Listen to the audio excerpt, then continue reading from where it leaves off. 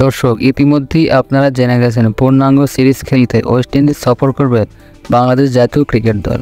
আগামী মাসের 16 তারিখ প্রথম ম্যাচ দিয়ে শুরু হবে টি-20 সিরিজ। টাইগারদের ওয়ানডে দল মোটামুটি গোছানো হলেও টি-20 দল কখনোই গোছানো ছিল না।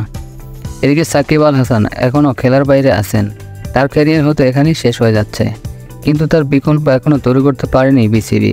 তাই তো কেমন একাদশ নিয়ে ক্যারিবিয়ানদের সাথে প্রথম টি-20 ম্যাচে মাঠে নামবে টাইগাররা, সেটাই এখন চিন্তার বিষয়।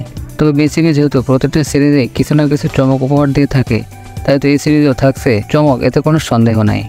চলুন তাহলে আর কথা না বাড়িয়ে দেখে নেওয়া যাক ওয়েস্ট ইন্ডিজের সাথে প্রথম টি-20 ম্যাচের জন্য টাইগারদের শক্তিশালী সম্ভাব্য সেরা একাদশ।